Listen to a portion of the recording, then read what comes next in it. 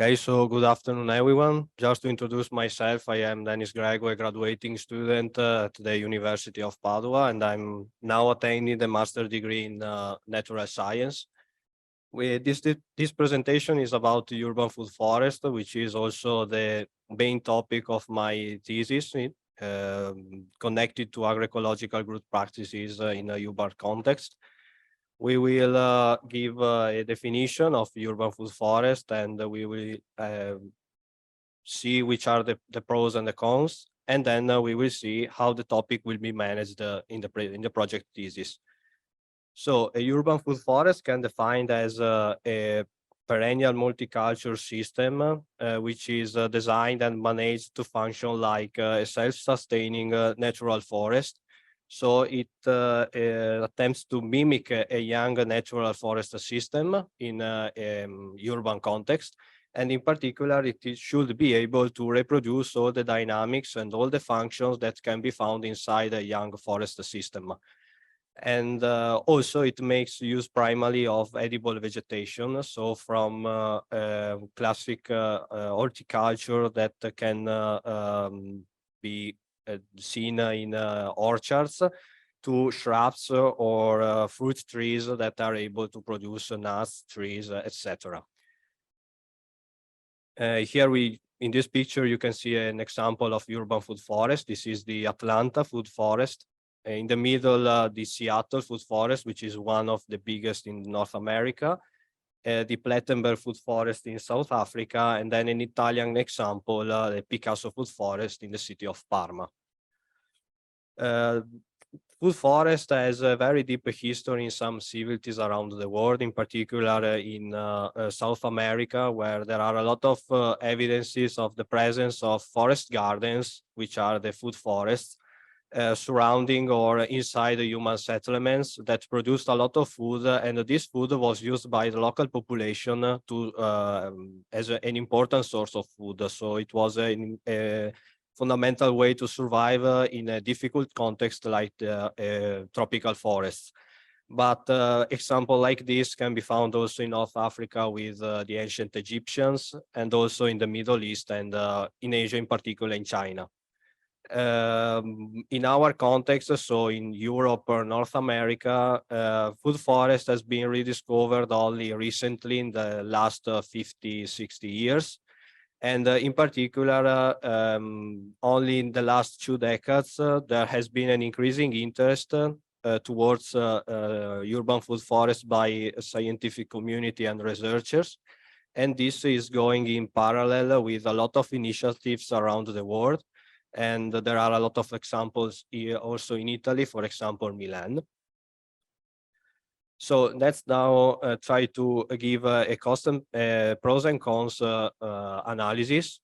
If we speak about benefits, we must speak about ecosystem services introduced by the Millennium Ecosystem Assessment that are divided into 4 main categories: the provisioning, regulating, cultural, and supporting services.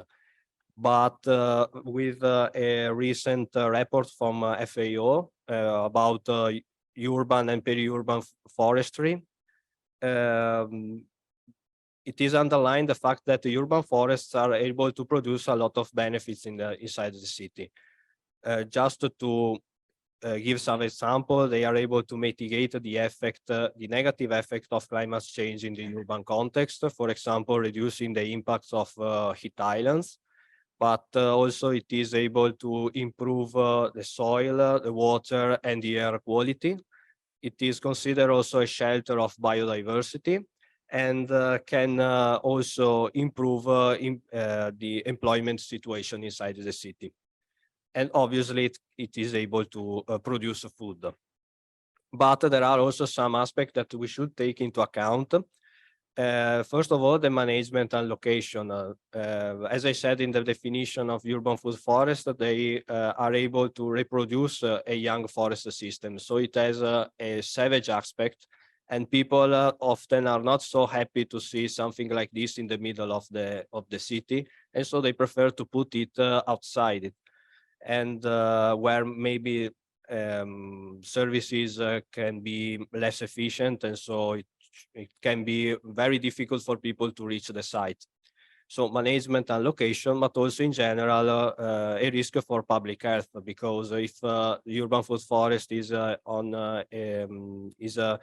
in a contaminated site, because there are some pollutants in the water or in the soil for industrial land use, all the pollutants can be concentrated inside the edible part of the plant, so the fruits, and then we eat them. So that can be a very good problem. And also the fact that the fruits can improve the spread of pathogens or harmful insects that can become an important problem for public health. So we have a lot of benefits, but also a lot of risk that we should take into account. So let's now see how it will be managed in the project. The project has already began, but it is in the beginning phase. And the aim is to identify the most suitable area in the city of Padua for urban food forest. And we are going to do it through a bibliographic review to resume the state of the art on the arguments. And then we hope also to organize some visit to case of studies, because we think that this is the best way to understand all the potentials, but also the critical issues related to management and location. And then we would like to involve people through some questionnaires. So we will follow a qualitative approach using questionnaires for citizens and stakeholders, and then all the data gained in this way will be analyzed through GIS, in particular with multi-criteria decision analysis, to develop scenarios and suitability maps. So with this project, we would like to encourage public debate through a participatory approach and identify and map the most suitable area for urban food forest in the city of Padua.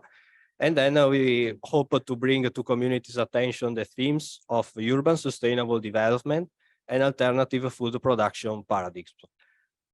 So this is all, and I thank you for the attention.